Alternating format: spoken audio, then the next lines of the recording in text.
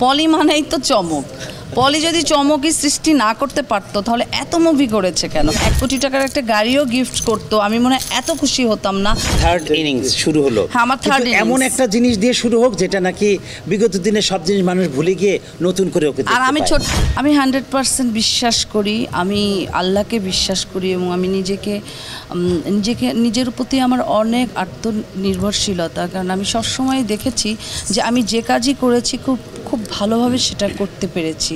সেটা হোক আমার চলচ্চিত্র ক্যারিয়ার, সেটা হোক আমার বিজনেস ক্যারিয়ার, সেটা আমার হোক পরিবার সামলানো, সব কিছুই আমি আমার সুনিপুণ হাতে অনেক সুন্দরভাবে করতে পেরেছি। আজকে আমি আবারও বলছি যে এই চলচ্চিত্রটা যে আজকে যে আমি যতটুকুই কাজ করেছি, শফিক সাদিকি ভাই আপনি অবশ্যই এটা রিটার্ন পাবেন, আমি বিশ্বাস করি। বাকিটা অবশ্যই অডিয়েন্সের উপর অনেকখানি নির্ভর করে।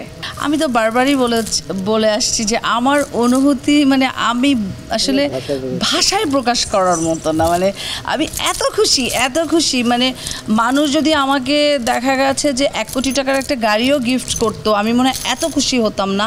আজকে মুভিতে এসে আমি যে কাজ করতে পেরেছি, আমার জায়গাটাতে আমি ফেরত আসতে পেরেছি, আমি এই জায়গাটা আমার মানে আমি এখানে বড় হয়েছি, আমার এই অলিগলি চেনা, আমি এখানে আসতে পেরে আসলে আমি অনেক লাকি এবং আমি মনে করব যে অনেক হ্যাপি। ইউসুফ ভাই কিছু বলো, একটু বলো। ইউসুফ ভাই আজকে অনেক দিন পরে তো এই ছবির কোরিওগ্রাফার, ভাইয়া একটুখানি বলে আমরা শেষ করি। ভাইয়া একটু বলো। না, সেটা হচ্ছে কি আমাদের একটা সার্কেল আছে, সেখানে আমাদের ম্যাক্সিমাম টাইমে দেখা হয়, আমাদের পারিবারিক আড্ডা হয়, বিভিন্ন বাড়িতে আমাদের গল্প গুজব হয়। তখন কথা বলতে বলতে ওকে বললাম যে একটা মুভি মানে হতে পারে, তখন কিন্তু হয়নি, হতে পারে তো যদি কাজ বলে যাচ্ছে ঠিক আছে। তারপর আমি বললাম কি কাজটা কিন্তু খুব মানে একটা স্পেশাল একটা সং থাকবে এবং যেটা নাকি গানে কণ্ঠ দিয়েছে মানে উপমহাদেশের বিখ্যাত কণ্ঠশিল্পী আশা ভোসলের গাওয়া কিন্তু এই গানটি, যেটা আপনারা এখন পিকচারাইজ করছি আমি, আশা ভোসলের গাওয়া গান। তারপরে ওকে বললাম, ও বললো যে ঠিক আছে তাহলে যদি ব্যাটা বলে মেলে। তারপরে আমাদের পরম শ্রদ্ধেয় আমার মানে শ্রদ্ধাভাজন সিদ্দিকি ভাই, সাদেক ভাইয়ের কাছে বললাম। সাদেক ভাই বললো এর মধ্যে সাদেক ভাইয়ের মানে ছেলের যে বউ আমাদের চিত্রনায়িকা আন্না, ও বোধ হয় পলির ব্যাপারে সাপোর্ট করেছে। তারপরে কথাবার্তা হয়ে গেল ওনাদের মধ্যে। আর সাদেক সিদ্দিকী ভাইয়ের কথা একটি সুন্দর কথা বলি, আমি অসংখ্য মুভি তার সাথে করেছি। সে আমার বাবা, ব্যারিস্টার, মানে বিভিন্ন ক্যারেক্টার করেছে ভাইয়া, মানে প্রত্যেকটা ছবিতে ভাইয়া থাকতো।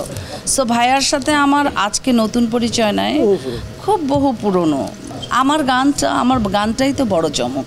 পলি মানেই তো চমক। পলি যদি চমকই সৃষ্টি না করতে পারতো তাহলে এত মুভি করেছে কেন? আর এত বছর পরে কেন অডিয়েন্স আমাকে ভোলে নাই? নিশ্চয়ই আমার অভিনীত ছবিগুলি তাদের মনে দাগ কেটেছে, ঠিক তেমনি এটিও কাটবে, এটিও নতুন রূপে নতুন আঙ্গিকে সবার মনে মনে পৌঁছে যাবে, আমার দৃঢ় বিশ্বাস। একটা ছোট কথা বলি, এই গানটি করার আগে গানটি প্র্যাকটিস করেছি আমরা, আমি বাসায় গেছি, বাসায় যে আমরা মানে কস্টিউম, অর্নামেন্ট সব কিছু কিন্তু আলোচনা সাপেক্ষে হয়েছে। বললাম যে এই করবে সবকিছু হবে, তো ওই গানটি নিয়ে ভাবলাম, ওকে বললাম যে গানটা কিন্তু তুই যে মানে এতদিন এত কাজ করেছিস, মানে এটা থার্ড ইনিংস শুরু হলো। এমন একটা জিনিস দিয়ে শুরু হোক যেটা নাকি বিগত দিনে সব জিনিস মানুষ ভুলে গিয়ে নতুন করে ওকে দেখতে পায়। আর আমি ছোট্ট একটা মেসেজ দিতে চাই সবাইকে যে আমি মাঝে মাঝে আসবো, বছরে 3-4টা মুভি করার ইচ্ছা আমার আছে, ভালো ছবি। সবাইকে ধন্যবাদ। আর কি